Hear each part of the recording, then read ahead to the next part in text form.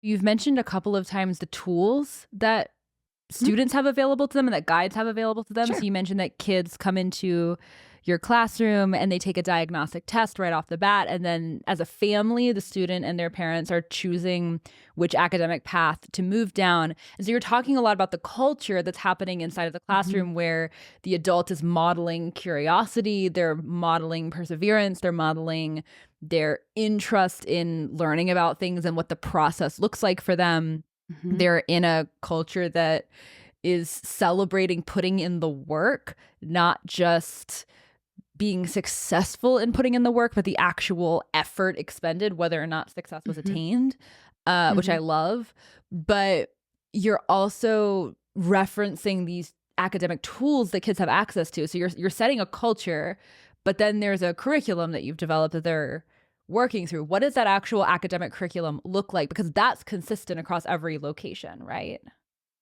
Yeah, for sure. So we don't see curriculum as like a subject thing. It's like very cross-curricular and it's very skill-based. So I'll just like kind of walk you through a Prenda day. They come in, they do something called Connect Mode where we run a program that we made up. It's called Prenda Camp. Camp stands for community, autonomy, mindset, and purpose. And in those like little 15-minute sit downs, discussions, videos, activities, games, we develop community. We understand what autonomy is. We develop the skills of an empowered learner, which is the whole goal. Our mission is to empower learners. And so that's not a natural state obviously people are naturally curious, but kids don't come to you naturally able to manage their time towards a goal, to envision their future self. And this goes back to like a lot of neuroscience where like the part of your brain, like we want kids to be motivated by purpose, right? That's the P in camp. And if we want them to be motivated by purpose, they have to have this vision of their future self, right? Because then that's their purpose.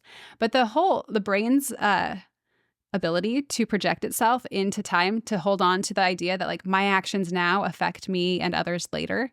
That's a prefrontal cortex skill. The prefrontal cortex doesn't start coming online in your brain until you're 7, and we start school at 5, right? So there's this gap where we don't have this skill. But in the same way that we, like a lot of people, I tell a lot of people we start doing purpose work like when they're 5, right? And they're like, well, if they know anything about the brain, they're like, they can't hold on to the future. How can you even have this conversation? And that to me is like saying like, well, a baby can't talk. So why do you talk to them?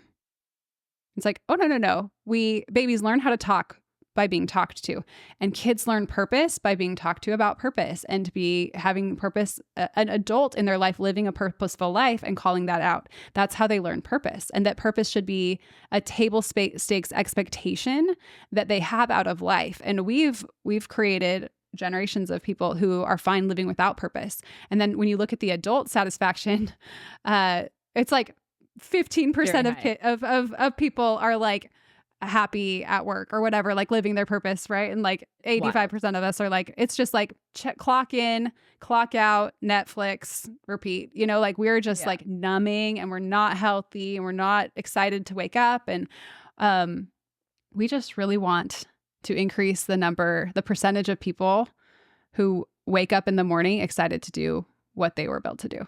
And that has to start when they're real little, because we prep people for that cycle, right? In schools, drop off line, sit in your cubicle, fill out your worksheet, like clock out, have some Twizzlers, like go watch TikTok, right? Like we prep them for this adult life of dissatisfaction and meaninglessness. And that is why we have mental health issues everywhere.